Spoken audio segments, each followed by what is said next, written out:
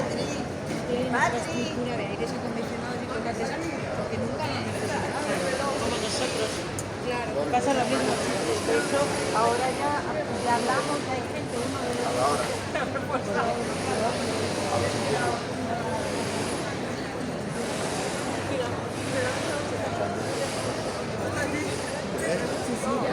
Yo pensé que era allí. No, no, ¿O será ella?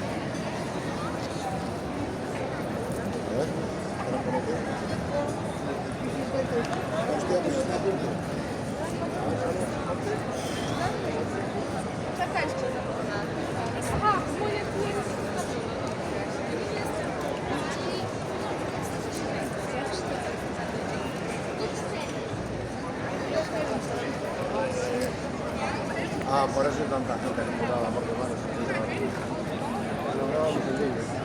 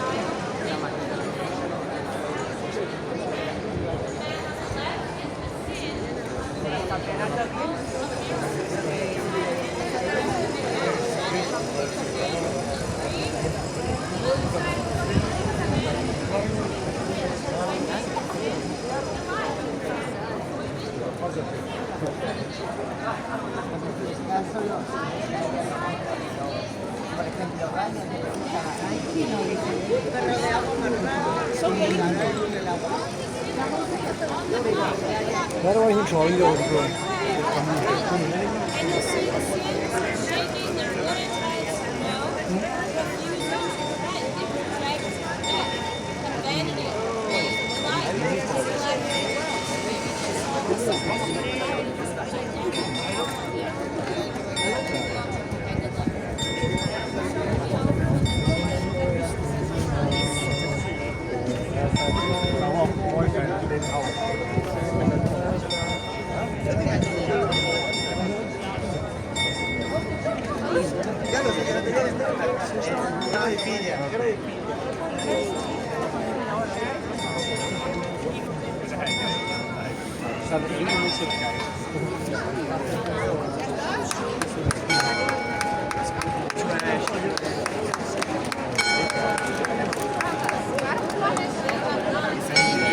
Happy New Year! As a mother with watch, it's not entertainment. We ask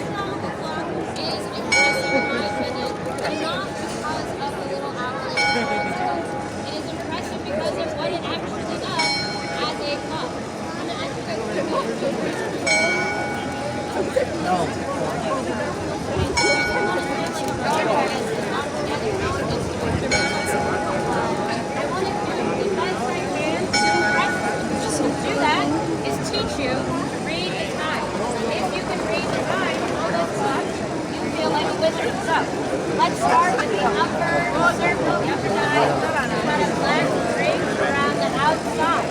On that black ring are gold numbers, 1 through 24. Look at the numbers and see if you can find some you don't know. Because these are not written in Arabic numerals, these are written in Gothic numerals. Different numbers can be used. The number of 4 and 7 look completely different. Now look for the golden hand. It's literally a little human hand, a little gold hand up there. It's right now, just after these 14. Now 14 doesn't look like a 1 and it's blue. You can imagine the digit of 8, 2 circles. 4 is half of 8. There's 1 circle, the very loosely formed. Now that does not mean it's 2 p.m. 14 means 14 hours after sunset. When the hand points to 24, it is sunset. At 1, it is 1 hour after sunset. This system is all about sunset, and it is known as gold check time. Now the same hand is showing the time in another system. Tucked inside the black ring are Roman numerals. 1 through 12, 1 through 12 again. Another 24-hour system. This one should be familiar to you. We started this year at 10:30. That says it is now 10 o'clock. The Roman numeral 10 below the hand. The astronomical clock is incorrect by 1 hour half of the year because it does not do daylight savings. To be fair to the clock, daylight savings did not exist when they designed it. So, give them a pass on it. And it'll be correct again in the winter. Come back at the right time of year. Alright, inside that, got the third way to tell the time. This one's my favorite, where it gets astronomical. Look for the sun. There's a flat golden disc representing the sun, and every day the golden sun will travel across the painting on the background, which is 3 colors, blue, red, and black. The sun will travel through the blue of day, into the red of dusk, into the black of night, into the red of dawn, into the blue of day, again. A journey each day. Now that system only has 12 hours. Hours are from sunrise to sunset. So the blue is divided with bold lines to create 12 sections with 12 hours of a day. But that means hours change as daylight changes. Hours are not 60 minutes. They are 1/12 of daylight. So that means they can be anywhere from 40 minutes to 90 minutes. And the time of year is shown by the position of the sun on the arc. Not only does it move in a circle each day, but it also goes up and down. Midsummer's day, longest day of the year, the sun is at the top of the arc. And in midsummer, it's on the outside edge of the clock face, and it takes a long time to travel through those long summer hours. After midsummer's day, it begins its journey down, every day creeping lower and lower and lower for 6 months until the winter solstice. Shortest day of the year, it hits the bottom of the arc, and it travels quickly to the short winter hours at the shortest day of the year. But wait, there's more. The sun is also traveling through the zodiac. That smaller ring with the 12 horoscope signs. Most people know their star signs. You can find yours up there. The zodiac is a map of stars, a map of constellations. The sun travels around the zodiac once a year to represent the solar orbit around Earth. They got it wrong. We are going around the sun. I hope you already knew that. Not the other way around. But it was the 15th century when they designed it, so I'll give you a break. Alright, if the sun can't travel around the zodiac once a year, it is already traveling every day to the blue, red, and black. And so the zodiac ring is following the sun each day, and it rotates behind the sun. It makes one rotation per year. Very slowly moving behind the sun. Meanwhile, the moon is up there correctly. They have a little black and silver ball that travels around the zodiac ring at the exact same speed our moon travels around this planet every 28 days or so. And that little black and silver ball, it's got mechanisms inside of it to rotate and show us the lunar phase. So the ball is painted, half silver, half black. If we see half and half, it's a half moon tonight. If we see all silver, it's a full moon. If we see all black, it's a new moon. Looks like nearly a full moon. I love the astronomy clock. It's really fascinating device and very impressive technology. You will not find imitation clocks in the souvenir shops that do these functions.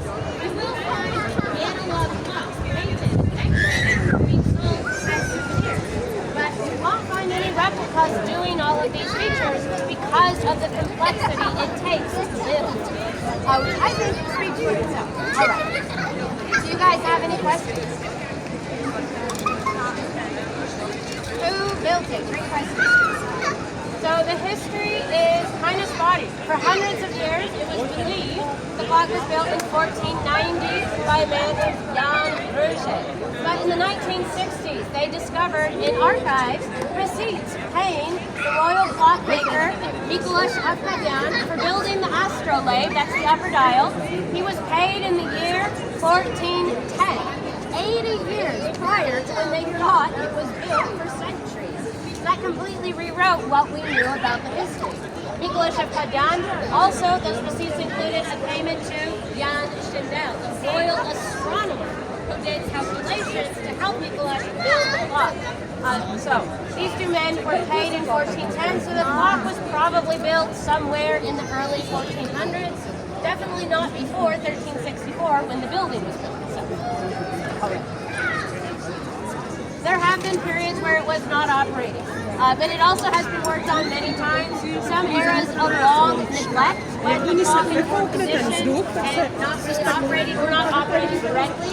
Historically, it was powered with weights and pulleys, big weight pulling down on ropes that ran everything. Those had to be reset twice a day at exactly the right moment.